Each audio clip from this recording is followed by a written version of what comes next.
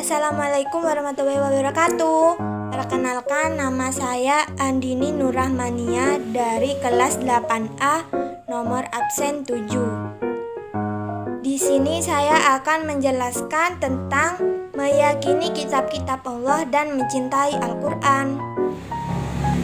A. Pengertian iman kepada kitab-kitab Allah Subhanahu wa Ta'ala.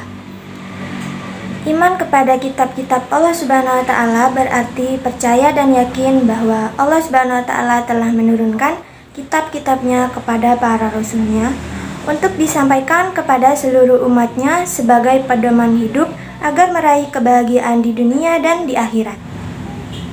B. Nama-nama kitab Allah Subhanahu wa Ta'ala dan Rasul penerimanya. Jumlah kitab Allah tidak dapat dihitung dan hanya Allah yang mengetahuinya. Namun yang wajib kita imani hanyalah 4, yaitu kitab Taurat, kitab Zabur, kitab Injil, dan kitab Al-Quran. Yang pertama, kitab Taurat diturunkan pada abad ke-12 sebelum Masehi. Kitab Taurat yaitu kitab suci yang diturunkan Allah Subhanahu wa Ta'ala kepada Nabi Musa alaihissalam. Kitab Taurat diturunkan dalam bahasa Ibrani. Kedua, kitab Zabur. Kitab Zabur diturunkan pada abad ke-10 sebelum Masehi. Kitab Zabur adalah kitab suci yang diberikan kepada Nabi Daud alaihissalam dan dalam bahasa Kipti. Ketiga, kitab Injil. Kitab Injil diturunkan pada abad ke-1 Masehi. Kitab Injil adalah kitab yang diturunkan Allah Subhanahu wa Ta'ala kepada Nabi Isa dalam bahasa Suryani. Dan yang keempat adalah Al-Quran. Al-Quran diturunkan pada abad ke-7 Masehi. Al-Quran adalah kitab suci yang diturunkan Allah Subhanahu wa Ta'ala kepada Nabi Muhammad SAW sebagai nabi terakhir. Al-Quran merupakan kitab suci umat Islam. Dinamakan Al-Quran karena wajib dibaca, dipelajari, dan merupakan ajaran-ajaran wahyu terbaik. Al-Quran sebagai kitab suci umat Islam. Kitab suci Al-Quran dijamin kemurniannya oleh Allah Subhanahu wa Ta'ala. Sampai sekarang, bacaan dan isi Al-Quran tidak mengalami perubahan, baik penambahan maupun pengurangan. Sedangkan kitab-kitab sebelumnya yang ada sudah tidak murni lagi. Perhatikan firman berikut ini. Inna nahnu nazzalna dzikra wa inna lahu lahafizun.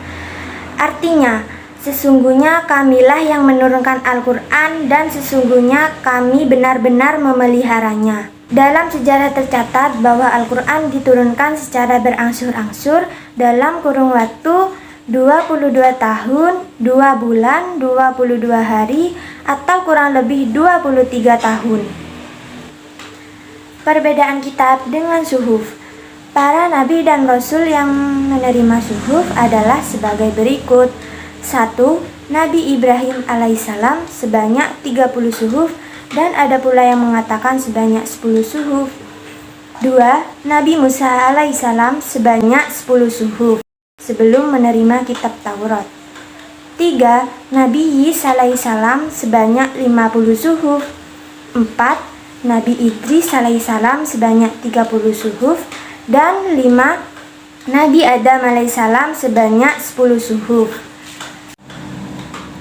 Kitab dan suhuf memiliki perbedaan, yaitu 1. Isi kitab lebih lengkap daripada isi suhuf. 2. Bentuk kitab sudah dibukukan, sedangkan suhuf masih berbentuk lembaran-lembaran yang terpisah. 3. Kitab biasanya berlaku lebih lama daripada suhuf. Hikmah beriman kepada kitab Allah.